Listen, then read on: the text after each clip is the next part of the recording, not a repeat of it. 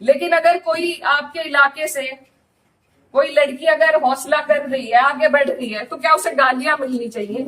Sir, इस तरीके से ना झुकाओ सारी दुनिया के सामने ही, मेरी आप सबसे अपील है हाथ जोड़ के। कोई भी हो, मुस्लिम हो, मेरे परिवार का हो, मेरा सगा हो, कोई ऐसी हरकत करेगा तो उसे सजा मिलनी चाहिए, और कड़ी से कड़ी सजा मिलनी चाहिए। ये प्रशासन आपके बीच में है, आप इनसे पूछ सकते हो। अगर मैंने हिमायत में किसी से भी फोन कर रहा हो कि नहीं उन्हें छोड़ दो, वो मुसलमान है। नमस्कार, आदाब। मैं हूं मोहम्मद इमरान। लंदन से पढ़ाई करने के बाद भी आंखों में आंसू और सांसद होने के बाद भी लाचार। जी, आप सही समझ रहे हैं, मैं बात कर रहा हूं कैराना से सांसद इकरा हसन की। इकरा हसन को मुल्ली कहा गया, आतंकवादी कहा गया, और अब एक और शब्द जुड़ गया, जिहादी। तो क्या मुसलमान होना इस देश में अब गुनाह होता जा रहा है? आखिर हमारा प्रशासन, सरकार क्यों सोए हुए हैं? आखिर इस तरह की जो लोग बातें करते हैं उनको क्यों सजा नहीं मिलती? क्यों बुलडोजर नहीं चलता? क्या सरकार इन सब के पीछे है या सरकार इन सब पर निर्भर है? लेकिन इकरा हसन ने हिम्मत नहीं हारी। दाद देनी पड़ेगी कैराना सांसद इकरा हसन की। उन्होंने समाज के बीच जाकर, बड़े बुजुर्गों के बीच जाकर अपनी बात रखी। मेरी माए बहने, आप सभी को नमस्कार। आज बहुत ही भारी मन के साथ मैं आपके बीच में आई, और एक घटना ऐसी घटी गांव में जिससे सब बहुत दुखी है, सब बहुत परेशान है।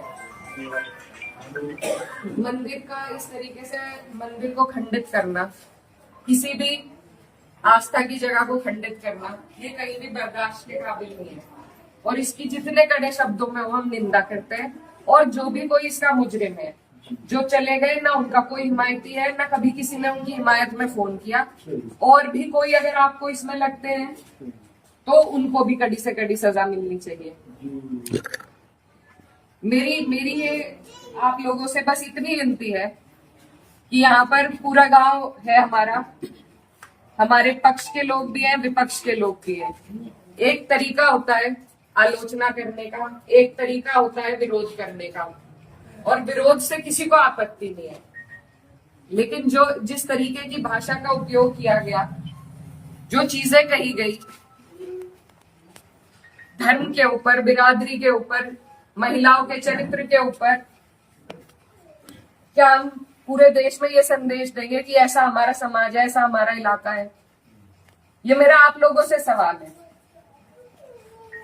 मैं जब चुनाव जीती थी तो मैं इतनी खुश थी, इसलिए नहीं कि मैं जीती, इसलिए कि मुझे सर्व समाज ने, सर्व धर्म ने, सर्व जाति के लोगों ने मुझे अपना वोट दिया था। मेरे लिए उससे बड़ी उपलब्धि जीत की नहीं थी।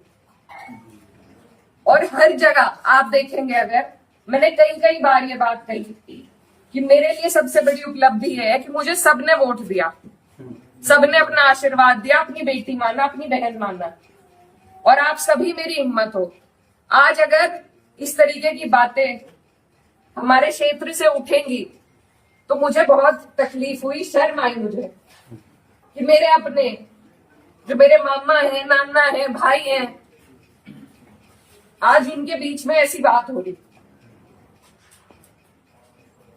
और ये सिर्फ मुझे गाली नहीं है, मेरे इलाके की, मेरे समाज की, मेरे इस इलाके की जितनी भी बेटियां हैं, जो मुझे ये आके कहती थी कि दीदी हम भी आपकी तरह आगे बढ़ेंगे, हम भी आगे निकलेंगे, उन सब के कदम इससे डगमगाएंगे। और मुझे ये बात बर्दाश्त नहीं। मेरे पे तरह तरह के सवाल उठाए जा रहे हैं। मैंने कभी धर्म की राजनीति नहीं करी, कभी जात बिरादरी की भी नहीं राजनीति करी। मेरे लिए सब मेरे अपने हैं। जहां जिसे मेरी जिस वक्त समस्या होगी, जिस वक्त मेरी जरूरत होगी, मैं वहां पहुंचूंगी। मेरा परिवार बहुत सालों से लंबे अरसे से राजनीति में है, आप लोगों के आशीर्वाद से। और हमारे वहां पर बाबूजी हुकुम सिंह जी का परिवार और हमारा परिवार लगातार राजनीति में रहा, कभी वो जीते कभी हम जीते। लेकिन मैं आज उन्हें नमन करते हुए आपको ये बताना चाहती हूँ, कभी ऐसा नहीं हुआ कि किसी ने किसी पर व्यक्तिगत टिप्पणी करी हो, किसी ने किसी को इस तरीके की ओछी बातें कही हो। तो वो एक राजनीति का स्तर था। और आज जो राजनीति का स्तर हम लेके आ रहे हैं, मेरे काम हो सकता है लोगों को पसंद ना हो, बिल्कुल 5 साल बाद मुझे आपके बीच में आना है, मैं किसी आपकी कसौटी पे खरी नहीं उतरी, मैं वोट मांगने की भी हकदार हूं और आपको देना भी नहीं चाहिए। लेकिन अगर कोई आपके इलाके से कोई लड़की अगर हौसला कर रही है, आगे बढ़ रही है, तो क्या उसे गालियां मिलनी चाहिए? क्या मैं आपके समाज की बेटी नहीं हूं? बिल्कुल। ऐसी ऐसी बातें रोज देख देख कर कि इन्होंने तो धर्म बदल लिया था, ये तो सब हमारे इतिहास का हिस्सा है। इसका जवाब मैं दे सकती हूँ या कोई और दे सकता है क्या? मुझे किसी ने कहा कि अपने पिता की तरह कभी कभी खनक आती है आवाज में, तो मैं वो बात बदल नहीं सकती। मेरे खून में शामिल है, बिरादरी भी खून में शामिल है। निकाल लो, आप निकाल लो मेरा खून। लेकिन इस तरीके से ना तो मेरे समाज का ना मेरा सर इस तरीके से ना झुकाओ सारी दुनिया के सामने ही। मेरी आप सबसे अपील है हाथ जोड़ के, कोई भी हो, मुस्लिम हो, मेरे परिवार का हो, मेरा सगा हो, कोई ऐसी हरकत करेगा तो उसे सजा मिलनी चाहिए और कड़ी से कड़ी सजा मिलनी चाहिए। ये प्रशासन आपके बीच में है, आप इनसे पूछ सकते हो। अगर मैंने हिमायत में किसी से भी फोन कर रहा हो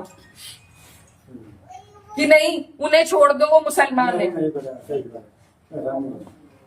लेकिन मुझे इतना अफसोस हुआ कि और कहा कि मैं समाज की बेटी हूं, मैं किसी भी धर्म का बिल्कुल भी ना बहिष्कार करती हूं ना ही समर्थन करती हूं।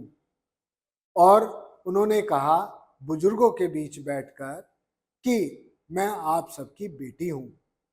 दरअसल मामला क्या था, सहारनपुर के गंगो क्षेत्र में गांव पड़ता है छापुर, जहां एक मंदिर में मूर्ति विखंडित कर दी जाती है।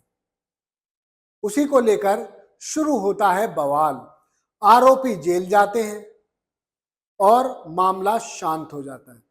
मगर भाजपा के नेताओं ने एक सभा में कैराना सांसद इकरा हसन को मुल्ली कहा, आतंकवादी कहा और एक छुटभैया नेता,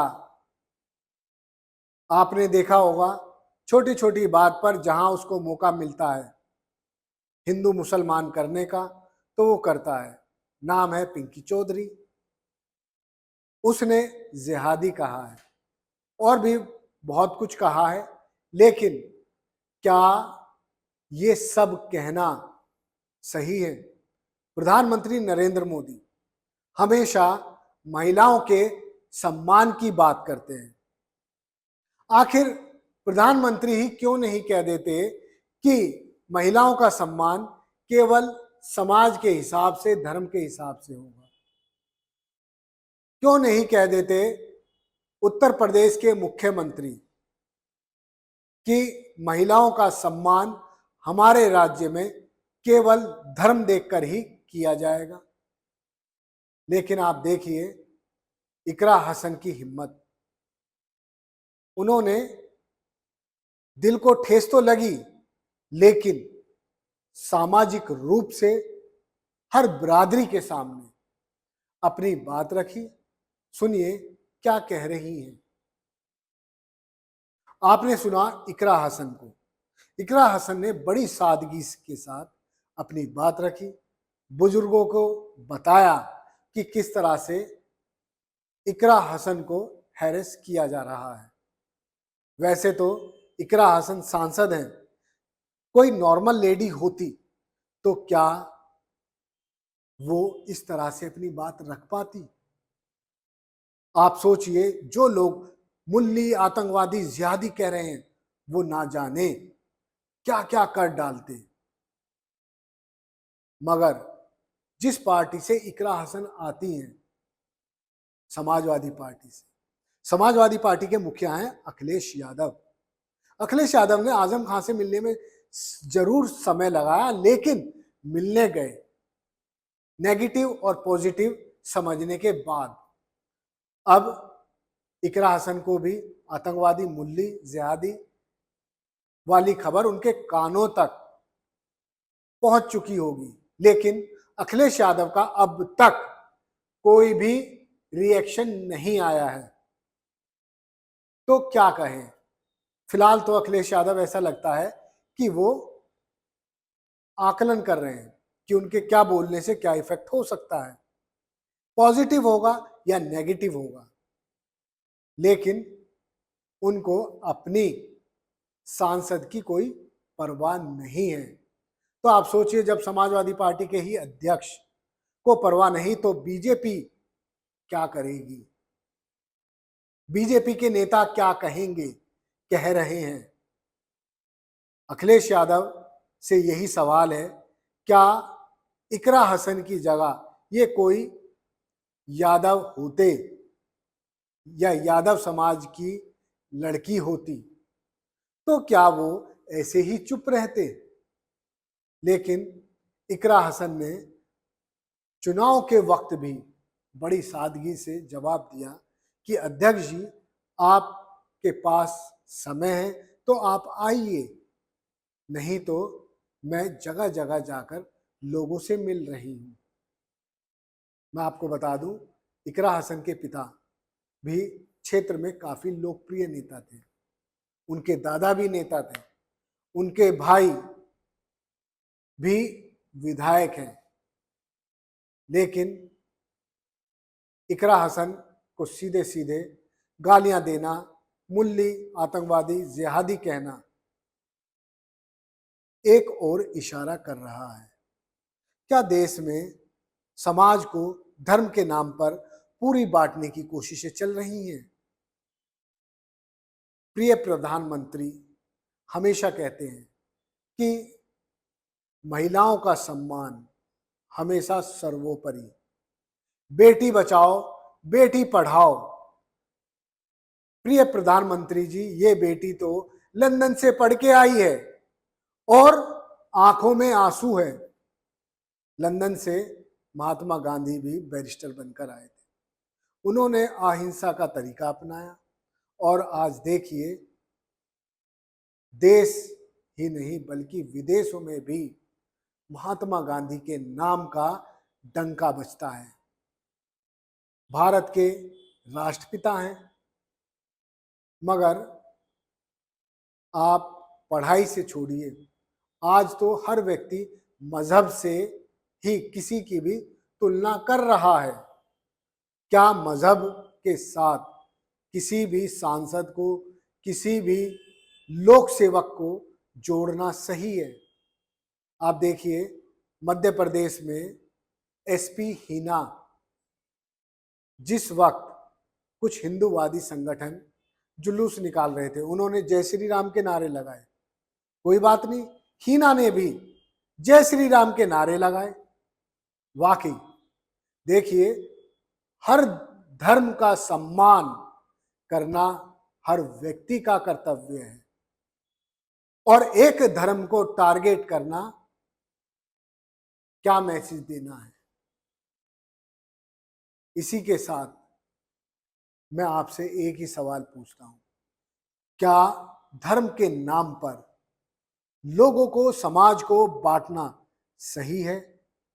धन्यवाद। देखते रहिए जय हिंद जनाब। चैनल को लाइक और सब्सक्राइब करना ना भूलें। जय हिंद।